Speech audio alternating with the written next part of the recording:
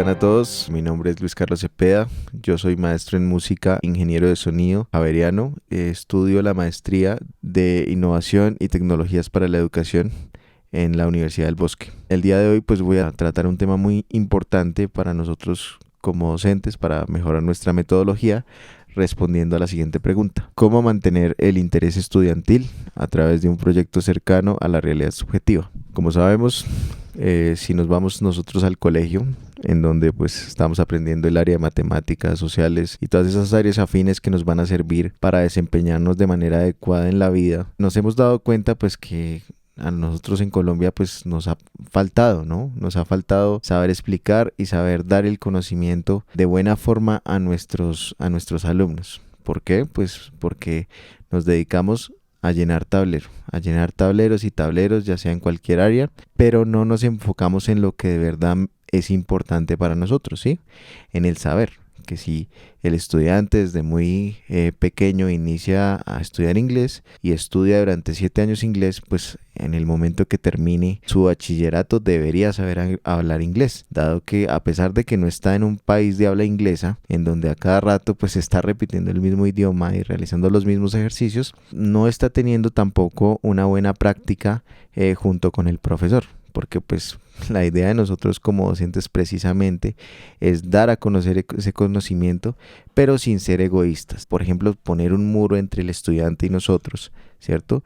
Sino que tratar de que nosotros podamos de cierta manera generar esa dopamina en el cerebro de nuestro alumno para que éste se interese por ciertos temas, como ya puede ser la matemática, el inglés, incluso la música, las artes, las humanidades y áreas afines que estamos acostumbrados a ver en nuestro diario vivir. Respondiendo a la pregunta, ¿cómo mantener el interés estudiantil a través de un proyecto cercano a la realidad subjetiva? ¿Qué es la realidad subjetiva? Entonces voy a poner un ejemplo muy sencillo que me parece muy cercano a lo que estoy diciendo. Enseñar física. Por ejemplo, podemos explicar la gravedad. Voy a poner un ejemplo de la gravedad. La gravedad 9,8 metros por segundo al cuadrado, ¿verdad? Esa es la velocidad a la que cae un objeto desde que yo lo suelto hasta que cae al suelo. ¿Cómo puede explicar un profesor de física la gravedad? A través de un montón de ecuaciones escritas en un papel, en un tablero, que el estudiante desarrolle unos ejercicios. Eso de la misma gravedad se puede desglosar el movimiento que hace un cierto objeto al realizar una parábola para explicar, pues de cierta manera hay una fuerza, una rotación giratoria entre incluso la luna y la tierra, pero que también con otros objetos podemos llegar a rodear el planeta, y si lo tiramos ese objeto a cierta velocidad medida en ecuaciones, pues empieza a entrar en órbita ese objeto, ¿verdad? Pues de esa forma también lo podemos demostrar, como a través de un laboratorio. Entonces, ¿qué es lo que estamos planteando? ¿Qué es lo que planteo yo con este proyecto? Cuando yo digo acercarse a la realidad, es porque debemos salirnos del aula de clase muchas veces como docentes. Debemos salirnos de ese patrón de pensamiento en el cual estamos acostumbrados a entrar y sacar a los estudiantes a que se empapen de los temas de verdad. En este ejemplo que pongo del profesor, por ejemplo, el profesor podría realizar, yo no soy físico pero soy ingeniero de sonido. Entonces podemos, por ejemplo, sacar un estudiante a que vea cómo funcionan las ondas en un medio. Por ejemplo, tirar la piedra en un estanque. Uno se da cuenta que eso empieza a hacer ondas, y de esa manera funciona también el sonido. Y debemos llevar al estudiante que vea eso. Asimismo, cuando estamos hablando de gravedad, cuando les hablé del objeto que entra en órbita, también podemos hacer eso, ¿sí? Podemos incluso decirle a un estudiante que patee un balón y calcular esa parábola que está haciendo el balón. Con ejemplos muy prácticos, ejemplos de la vida. Utilizando granos de arroz podemos aprender matemáticas. A lo que voy es que los profesores, al salirnos de esa línea de pensamiento de tablero, también estamos siendo creativos al momento de realizar algo para que nuestro estudiante entienda lo que queremos darle a conocer.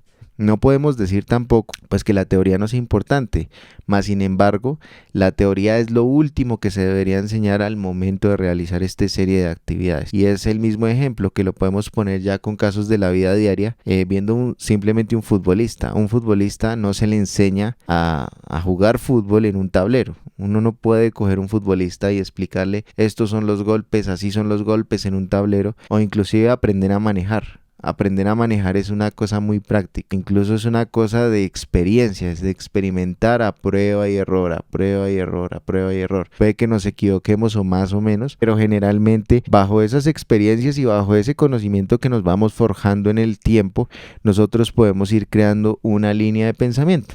Entonces, ¿qué es el conocimiento empírico? ¿Qué es realmente el conocimiento empírico y cómo lo vamos a usar? A partir de una idea que es la que yo planteo para neuropsicología, que es el cómo mantenernos atentos ante algo. Por ejemplo, un videojuego. Poniendo el ejemplo del videojuego de Super Mario Bros. 1.1 del año 1985, este videojuego cuenta con 8 niveles y tiene al mismo tiempo 4 subniveles. Lo que podemos ver aquí es lo siguiente. El primer nivel es un nivel fácil, ¿verdad?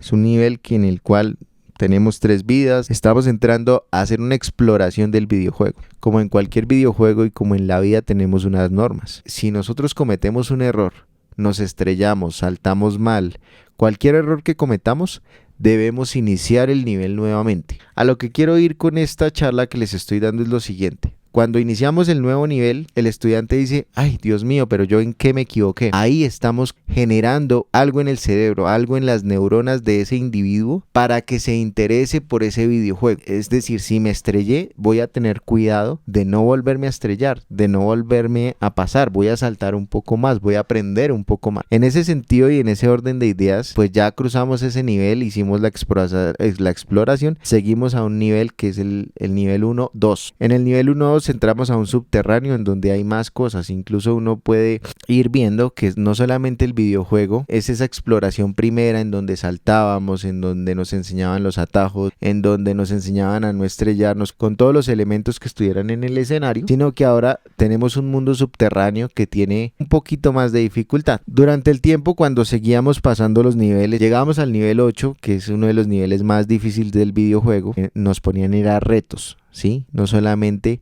tener ese cuidado con lo que estaba ahí, sino retarnos a nosotros mismos para poder pasar esos niveles y aprender muchas más cosas para incluso poder pasar el videojuego y terminar, que es lo que llamo en la educación, cumplimos la meta que fue pasar el videojuego. ¿Pero qué nos llevó a esa meta? Todos esos ejercicios que hicimos durante el tiempo en no sé, investigar, en saltar un poco más alto, en tener cuidado, en no caernos porque pues nos tocaba repetir el nivel, pero son cosas que inconscientemente se nos iban quedando en nuestras neuronas, en nuestra mente, en nuestro inconsciente, ¿cierto? En todo lo que nosotros vivimos en este tema. Entonces a lo que hoy es un proyecto que yo quería plantear que se llama un proyecto educativo basado en la parte empírica del estudiante para que éste siempre mantenga el optimismo en lo que está haciendo. Entonces yo voy a plantear dos cuestiones. La primera, como los niveles de un videojuego, que yo los planteaba en primera instancia,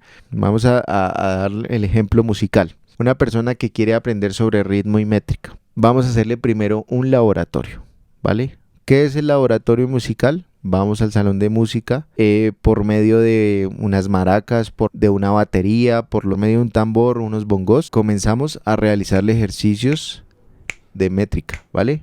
Entonces le decimos, listo, vamos a tocar el tambor 2 veces. 1, 2, 3, 4. 1, 2, 3, 4. Ese es el número de pulsos. Ahí le vamos diciendo al estudiante, eso que suena, número de pulsos. 1, 2, 3, 4, 1, 2, 3. Número de pulsos en un compás. Y le vamos diciendo así. ¿Cómo haría un profesor de matemáticas? Ejemplo, para explicar un tema como factorización, ¿cierto? Para explicar un tema, pero de manera creativa. Eso es lo que nosotros debemos quizás pensar antes de irnos al tablero. Entonces, en el momento en que nosotros hacemos ese laboratorio, el estudiante empieza a empaparse, el estudiante empieza a entender hacia dónde va el profesor, hacia dónde va, y se empieza a interesar un poco más por ese tema. Nosotros también debemos tener unas reglas de juego. Puedo darte una serie de vidas o puntos para que cuando contestes tu examen final o tu quiz llegues preparado a él. Entonces, la idea de la evaluación no es solamente que lleguemos a una evaluación y la contestemos. La idea de la evaluación es que a través de todos los laboratorios hechos y los ejercicios hechos durante la clase de manera empírica, lleguemos preparados a un examen. Por eso es que